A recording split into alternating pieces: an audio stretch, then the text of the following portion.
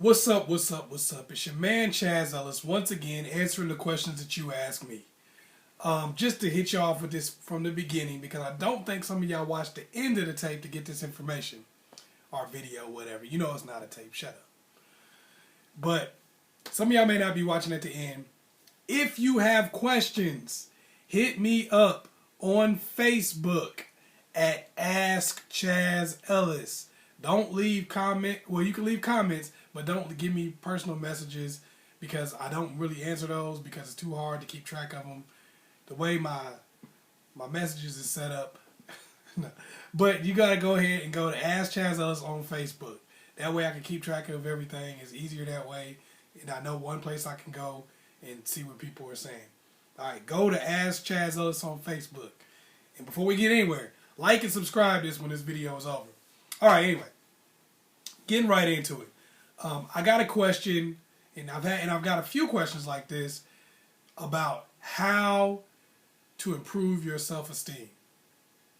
I don't want to get into too much psychoanalytical stuff and try to, I don't do that. I'm not a psychiatrist. I'm not a psychologist. I'm not here to do any of that. If you got some chemical imbalances or something, you might need to go to a doctor. But certain things that you can do, there are certain things that you can do to improve your self-esteem that are actually fairly simple. It's just that most people don't necessarily think of it in that respect. Okay. In general, we have 4 pillars of self-esteem. These are the things that tell us how we feel about ourselves and why we feel that way. One is physical. And they're not really in any order of what's most important or anything because they're all equally important. But one is physical. That's kind of what you're born with. But this is not just how you look, but it's how you talk, how your voice sounds, how you articulate yourself. Not necessarily, the words you use, but just how you sound to other people, if you have an accent, stuff like that. It's like everything, your body image, your height, your weight, your just all the stuff that you're basically born with is a product of your environment that people can see on you physically. You might have ceremonial scarring, or you might wear certain stuff that's part of your culture. Like you may wear a headdress or something like that because it's part of your culture. So that's physical stuff. Because it's not really things that you developed over time as much as it is, this was a part of where I'm from. These are some of your physical things. Next is intellectual. We'll go over them a little bit more too. But next is intellectual. The way you feel about yourself has a lot to do with the way you interact with the world around you and the way you understand the world around you.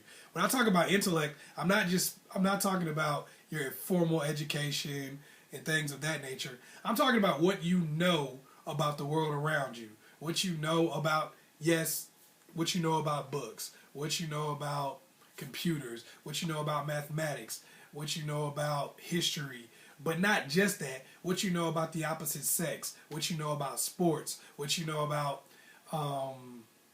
having just a conversation with another person and things that they might want to hear, or things that will piss them off and make them want to slap you. Stuff like that. Like, this is your intellect, but this is how you intellectually interact with the world around you. How you process things, how things go in and out. It has a lot to do with your self-esteem and how you feel about yourself. Okay, number 3 is your status. Now that is your education, how many degrees you have, how much money you make, what kind of family you came from, how popular you are in your school, or how popular you were when you were in high school, how popular you are or were when you were in college, how cool you are at your job, whether you're usually the guy that's the friend of the girl or whether you're usually the boyfriend. These are things that like status, whether you're the cool friend or you're the kind of nerdy friend. This is kind of like where you are, where you rank amongst the people that you're around. this has a lot to do with how you feel about yourself. When you see your status, because it kind of tells you what you can do in life and what you can't. If you see yourself as, well, I'm the athletic person in my group, then, you know, you might be more likely to go out to the gym or go play basketball or something like that, because that's just where you see yourself. You see your status as being, I'm the better athlete, or you see your status as being like, I'm the more educated, smarter guy because of my degrees. Not necessarily maybe you interact with the world better and you know more, but you're like, I've got all the degrees, so whenever we have a conversation, I'm going to feel like I'm speaking for more authority than the other person. Another one, spiritual. And when I'm talking about spiritual, I'm not necessarily talking about your religion. That can be part of it. But what I'm talking about spiritual is, I'm talking about you living your purpose on this earth. You having a good connection with the universe and the things around you, and feeling like you're in the right place, you know, internally. Feel like you're happy with your past. You're happy with your life internally. You know, not just necessarily, you may not have the job you want, you may not have the car you want and all that kind of stuff, but you're happy with feeling like your life has a certain sense of purpose. You feel like you're at one with your creator, if you believe you have one. If you don't believe you have one, you feel like you're at one with the universe or whatever. You know, that's the spiritual aspect of it. Okay, we'll go back over these. Because really, improving your self-esteem is about making sure that all of these pillars of self-esteem are shored up and to the best, and all working to the best of their ability. What most of us do, and this is why most of us have self-esteem issues no matter what we achieve in life, is because what most of us do is we operate life like a car with 3 flat tires. And what I mean by that is, you got a car with 3 flats. One has air in it. And instead of going around pumping up all 3 of those the bad tires and saying, okay, now I can drive my car, what most of us do is we go pump up the tire that already has air in it. We just and then we drive around, we try to drive the car, and we wonder why it's all off balance and it don't go nowhere. We're like, what's wrong with this car? I'm pumping this tire up every day. It's ready to explode. I can't put no more air in this tire, and the car still doesn't drive correctly. Well, that's what we do with our lives a lot of times. Some of us are really, really intelligent. So what we do is we fortify ourselves with knowledge. We learn more about the world around us. We learn more about how to speak to other people. We learn more about how to interact. We learn more about women and men and biology, psychology, chemistry. We learn more about everything around us. We always got our head in a book, looking on the internet, looking on something, trying to find new knowledge, because we may not feel so good about how we look. We may not necessarily feel that we're living our purpose in life. We may not necessarily feel a connection with our creator or with the universe around us. We may not really like our status in our community or amongst our friends. We may want to be a different friend than we are. We may be the nerdy friend, and we've embraced that, but that's not necessarily what we want to be. So we pump up our tire. I'm intellectual. This is my thing. We pump that tire up and we just let it get as big and, you know, as it possibly can, and wonder why our lives are so far out of balance. We wonder why, you know, you may not be able to find a relationship. You wonder why your friends may not really respect you too much, and they might feel like you're a know-it-all. They might get mad at you a lot of the times and be like, dude, every time we have a conversation, you got to come in and think you know everything. Some of us may not have the other things, and we might be physically attractive. I don't know. You might see a chick. A lot of guys know a girl that's like physically attractive, and every picture you see him in, it's their butt is here. They got their breast out. They're like, oh, look at me, look at me, look at me. But when it's time to have a conversation with her, she's quiet as a church mouse. You know, it's like, I don't talk. I don't know. I don't really know. I don't really get into that. I don't really get into politics. I don't know anything about that. You know, whatever. It doesn't really matter to me. I don't care. Hey, I got a picture. You want to look at it? You know, that kind of thing. And then we wonder why, you know, some people are like that. And you wonder why, you know, we'll wonder why people don't take us seriously whenever we do try to have a conversation with them. It's because all you're doing is fortifying yourself physically, but your mind is really not being developed most of the time. And that becomes old, that gets old to people. For some people, it's all about status. We all know people like this, you know. We're all guilty of it at times, depending on our situation, I guess.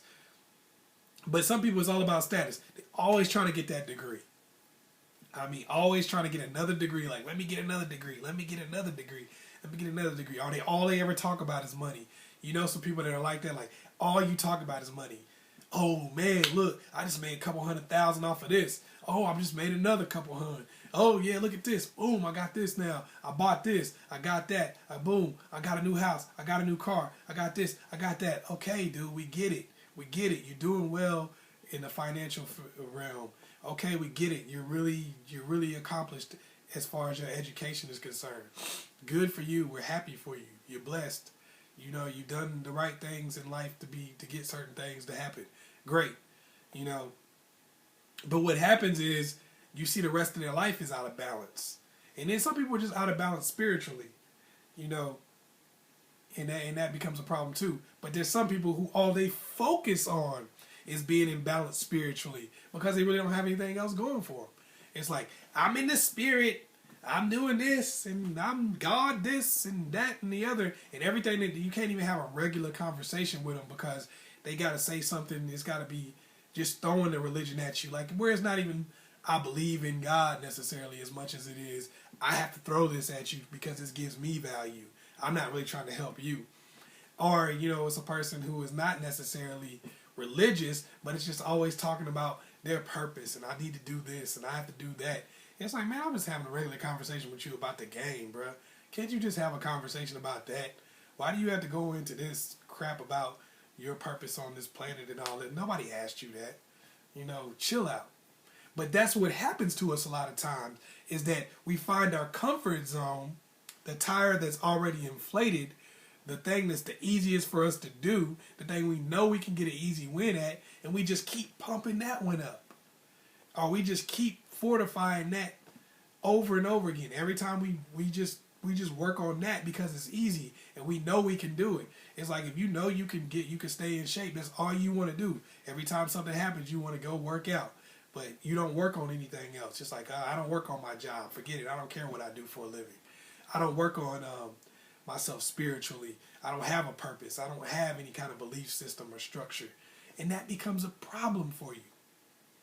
So what you have to do is, because you know that these are your issues, because you know these are things that you need to work on, these columns in your life are things that you have to build, here's what you do. How you look physically, some of it is what you're born with. Some people say it's all about losing weight or getting in good shape or getting your teeth fixed or this, that, and the other, whatever, and the third.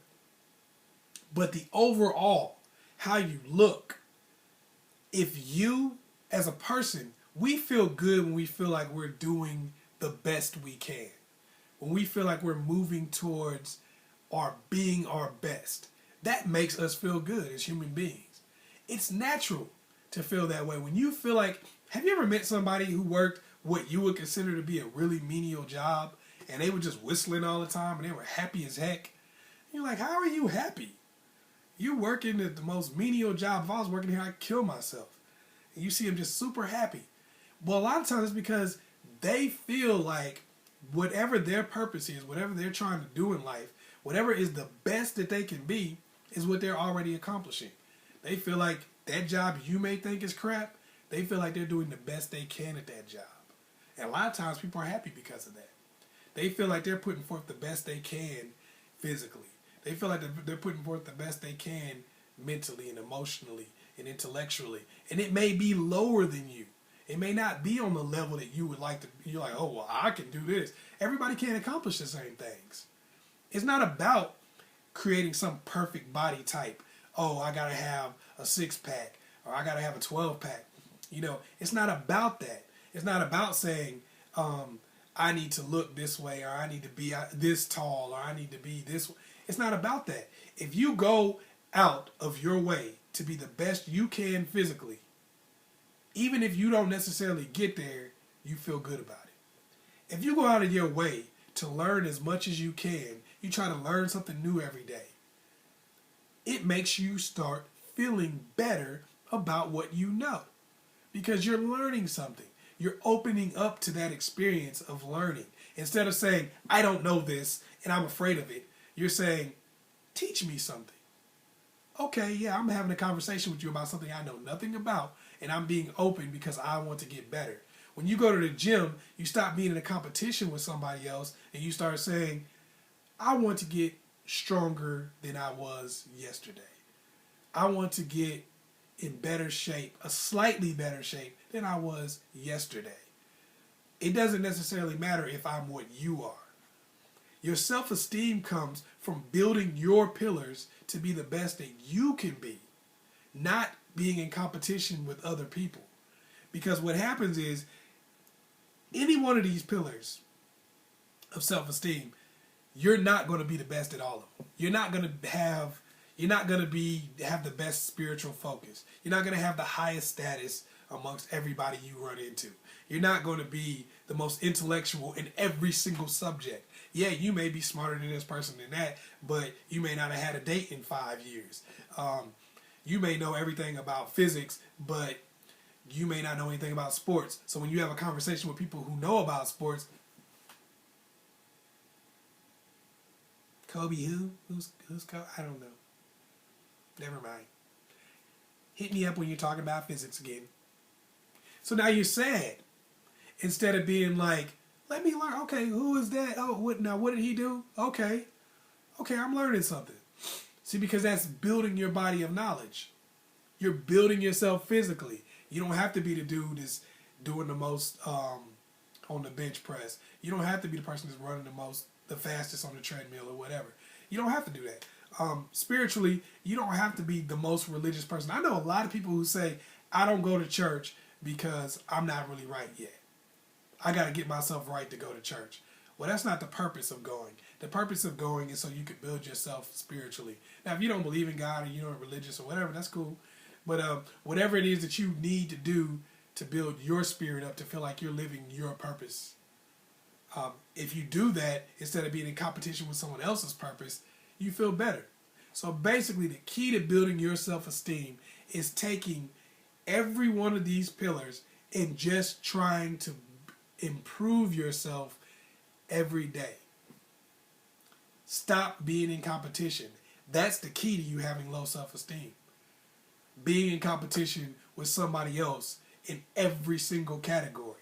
Even the categories you excel in, you find out somebody else is better at you than that. And it just crushes you. But when you get out of that competition and you start believing in improving yourself every day, trying to be just the best you can be on that given day, I promise you, it becomes like, it's just like anything else you do in life. If you're shooting basketball, you shoot layups before you shoot three-pointers. Make a layup first. Don't worry about the fact that everybody else on the court may be able to shoot threes. Just make a layup. Just layup. That's it. Worry about you. That's why they put blinders on horses, because they want them to run their race, not try to look this way and that way and worry about somebody else. All you got to do is worry about the pillars that make you strong and build those up. So I hope I was able to help you. Once again, it's your man, ChazzEllis. I want you to be looking out for this Kickstarter campaign for the ChazzEllis project. I'm going to put more and more about it as it gets worked out and is fixed up. Okay, so just letting you guys know about it. Hope you do support it. Once again, you can hit me up on AskChazzEllis on Facebook. Oh, yeah. Like and subscribe. Peace.